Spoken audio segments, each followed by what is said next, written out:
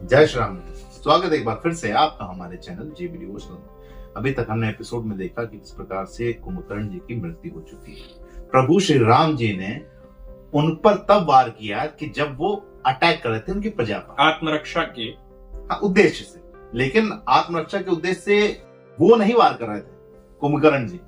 वो इसलिए वार कर रहे थे कि उनको मृत्यु प्राप्त होनी थी उनके हाथों से, क्योंकि उनको वो अवतार दिख गया था, विष्णु अवतार, जो उनको पूरी कथा याद आ गई जो उनके साथ द्वारपाल होने के दौरान घटी थी। अब उनको ये भी समझ में आ गया कि रावण ने इतना अदब क्यों किया, क्योंकि रावण जैसे महाज्ञानी और ब्राह्मण होने के नाते दोनों को वो नहीं मार सकते। कहीं ना कहीं राम जी जो है वो ये जानते हैं कि एक महाज्ञानी का अंत होगा उनके, और उतना ज्ञान अर्जित करने के लिए बहुत ही कठिन तपस्या की आवश्यकता पड़ती है।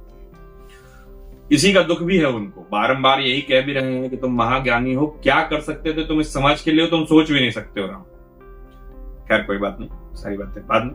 अभी देखना यह है कि ये बात जब रावण को ज्ञात होती, रावण की माता को ज्ञात होती है, पूरी लंका को ज्ञात होती है।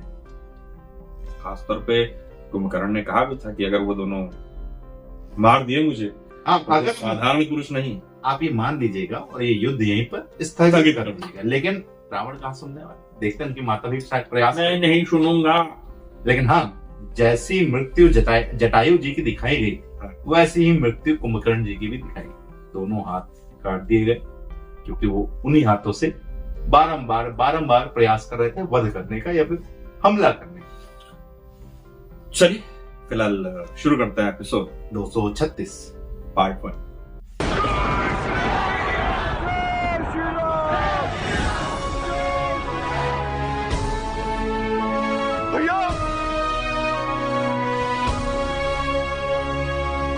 क्या कुंभकर्ण का वध कर दिया? असंभव है, असंभव है ये। मेरा भाई कुंभकर्ण समस्त संसार जानता है, उसको पराजित करने वाला कोई नहीं है। ये समाचार झूठा है, असत्य है ये सूचना, शत्रुओं की चाल है ये। मेरे विश्वास को ठेस पहुंचाने की, मुझे दुर्बल बनाने की, किंतु मैं दुर्बल नहीं हूं। मैं उन सबको अभी जाकर इस दुस्साहस का दंड देता हूं, किंतु उससे पहले तुम्हें, क्योंकि तुम लोग असत्य सूचना लेकर आए हो मेरे पास। स्वयं को संभालिए पिताश्री। इनके छलावे में मत आओ मेघनाथ।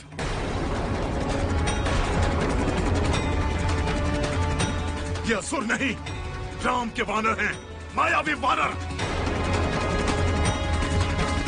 जो इस विश्वास के साथ आए हैं कि मैं इनकी बातों को बिना सोचे समझे स्वीकार कर लूंगा। पिताश्री, ये सत्य है कि काकाश्री रणभूमि में वीर गति को प्राप्त हो गए। सूचना की पुष्टि हो चुकी। मेघनाथ, धिक्कार है तुम पर। अपने काका के बल, उसके पराक्रम पर बड़ा ही दुर्बल है तुम्हारा विश्वास।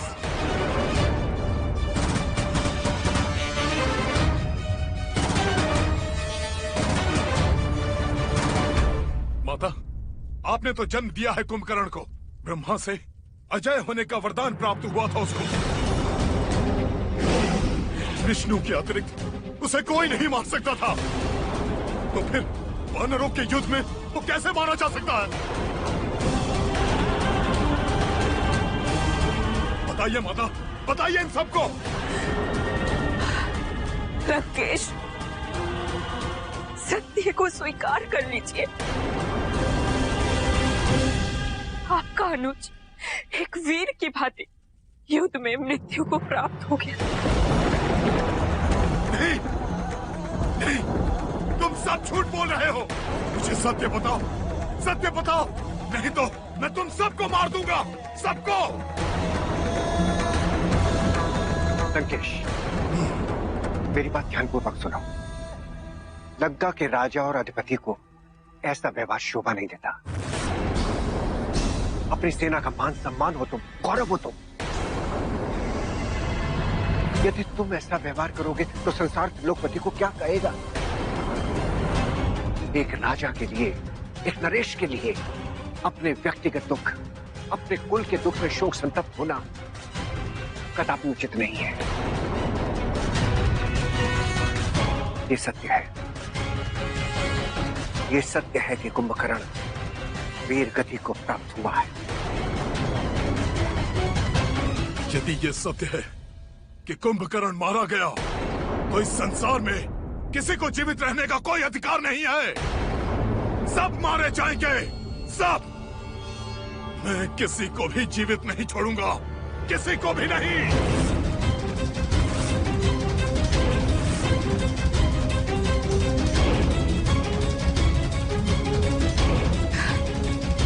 माता, और कितना विनाश देखना शेष है माता। माता, आप तो रोकिए लंकेश को।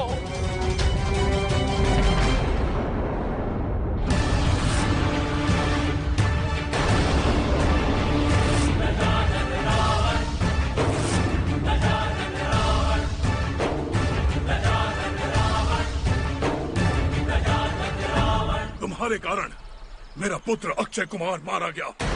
तुम्हारे कारण मेरे कितने बलशाली और पराक्रमी योद्धा मारे गए, किंतु आज तक मैंने कुछ नहीं कहा। किंतु आज तुम्हारे वनवासी पति राम ने मेरे बलशाली और पराक्रमी भाई का वध कर दिया। बहुत प्रेम करती हो ना अपने पति राम से। अब राम के कर्मों का दंड भोगने के लिए भी तैयार हो जाओ। मैं तुम्हें जीवित नहीं छोड़ूंगा।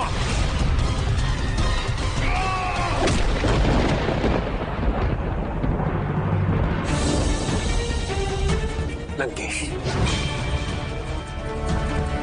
क्या कर रहे हैं आप?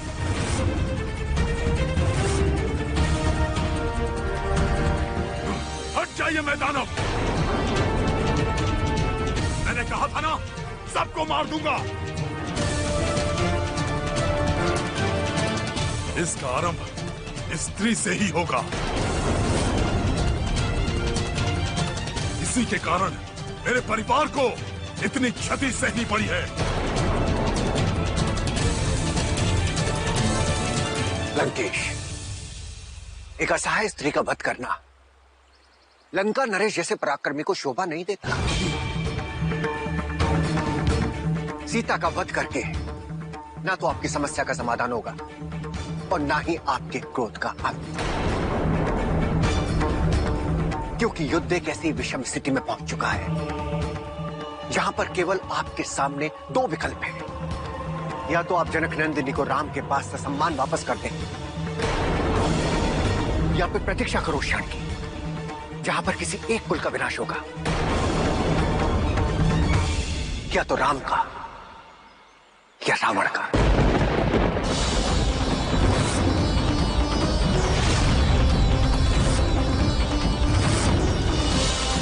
सारे सत्य आपके समक्ष है। आपके सारे वीर, आपके एक एक योद्धा, वीर योद्धा मारे जा चुके हैं। कुंभकर्ण भी मारा जा चुका है। ये युद्ध आपके पक्ष में नहीं है लंकेश।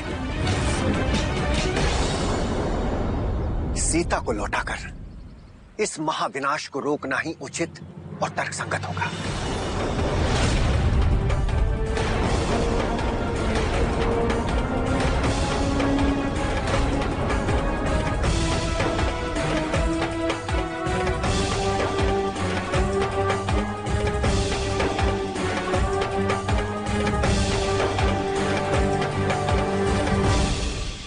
आज तुम्हें अपने भाई के वियोग का शोक और संताप हो रहा होगा। आज तुम्हारा भाई सदा सदा के लिए तुमसे बिछड़ गया। जो दुख और अपमान तुमने एक स्त्री का किया है, ये उसी का दंड है।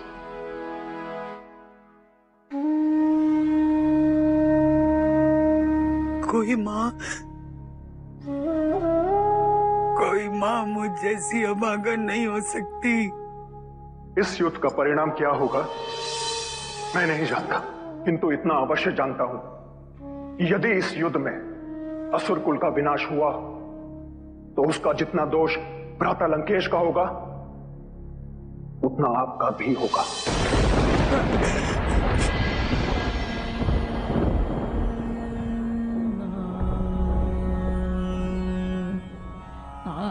सब कुछ खो दिया मैंने।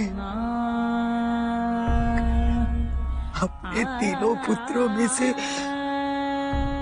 2 पुत्र खो दिए मैंने।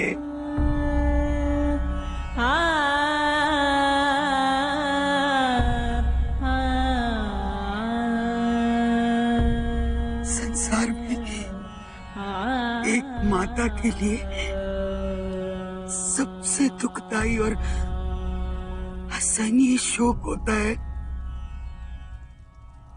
उसके संतान का वियोग।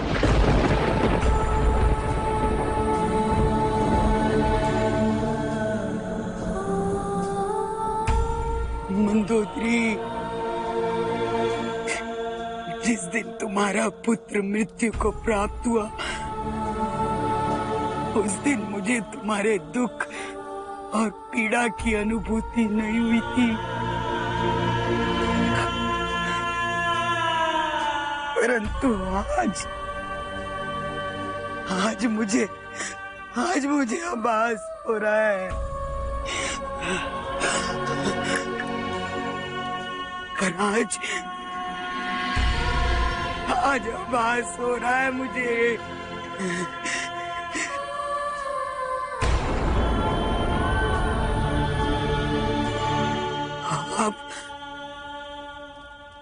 आप एक ही पुत्र शेष है मेरा। उसके प्राणों की रक्षा करनी होगी। उसके विनाश को रोकना होगा मुझे। मंदोदरी, लंकेश के विनाश को रोकना होगा मुझे। जिनको समझ में नहीं आती कोई चीजें उनको वक्त अपने आप समझा देता है। किस प्रकार से रावण की माता ने मंदोदरी का दुख साझा किया। उनके पुत्र अक्षय कुमार का जब वध हुआ था तब उनको उस दुख की अनुभूति नहीं हो रही थी कि एक पुत्र के बिछुड़ने का दुख क्या होता है। देखा जाए तो कुंभकर्ण सोते ही तो थे घर में, सब कुछ था नहीं, लेकिन जिसको लाड प्यार करके बड़ा किया हो, पाल पोस के बड़ा किया, उसको ऐसे नहीं खो सकता। पहली चीज। दूसरी चीज, अभी भी रावण को जैसे कहते हैं ना, विनाश काले विपरीत होते। ब्रह्मा जी ने वरदान दिया था कि तुम्हारा पुत्र अजय है, उसको विष्णु को छोड़ के, विष्णु के अतिरिक्त और कोई नहीं मार सकता। फिर भी नहीं समझ, सीधी चीज नहीं समझ आती। एकदम सीधी लाइन बोली है कि इनको इसके अलावा और कोई नहीं मार सकता। तो यही है इसका मतलब। लेकिन वही नाश मनुष्य पर छाता है, पहले विवेक मर जाता है। वो कहा जाता है ना कि जब तक जो दुख आप झेले ना हो तो दूसरे का दुख कैसे आप ग्रहण कर सकते। उस दुख से उनकी माता नहीं गुजरी, मंदोदरी जी गुजरी, लेकिन तब एहसास नहीं था, अब हुआ है। अब देखते हैं कि वो विनाश को किस प्रकार से रोक पाती हैं, क्योंकि उनका पुत्र अब तो बहुत आगे निकल चुका है, बहुत ज्यादा आगे निकल चुका है। क्योंकि यहां से पीछे आने के बाद कलंक लगेंगे। कलंक कैसे लगेंगे कि यही करना था तो पहले क्यों नहीं किया। अगर यही करना था तो अक्षय कुमार की मृत्यु होने के बाद, कुंभकर्ण की मृत्यु होने के बाद तुम अपने प्राणों की रक्षा हेतु वापस चले। हाँ, यहाँ पे रावण को केवल इसलिए रुक जाना चाहिए क्योंकि अभी मेघनाथ भी है। नहीं, रावण को इसलिए रुक जाना चाहिए कि मेघनाथ को आदेश देने के साथ, जैसे राम जी अपने पिता के प्रत्येक वचनों का पालन करते थे, मेघनाथ भी वैसे ही। मेघनाथ ने कभी अपने पिता का अनादर नहीं किया, कभी भी अपने पिता की आज्ञा की अवहेलना नहीं की। तो उनके अपने पिता को, पुत्र को आज्ञा देते हुए कि यदि मेरी मृत्यु हो जाती है तो तुम लंका का कार्यभार संभालोगे और सीता को सकुशल वापस करोगे, जैसा कि कुंभकर्ण ने रिक्वेस्ट करके बोला था। क्योंकि अब क्या है ना, अब रावण की आत्मसम्मान की बात कि वापस कराया नहीं जा सकता, क्योंकि अब उनके भ्राता की भी मृत्यु हो चुकी है, तो उनका रिवेंज लेने के लिए मुझे जाना ही पड़ेगा। तो पिता के लड़ने से पहले पुत्र अपनी आहुति देना स्वीकार करें। अपने अपने राम और अपने अपने काम। इसी के साथ ये एपिसोड करते हैं समाप्त। शीघ्र ही मिलेंगे नए के साथ, तब तक के लिए राधे राधे।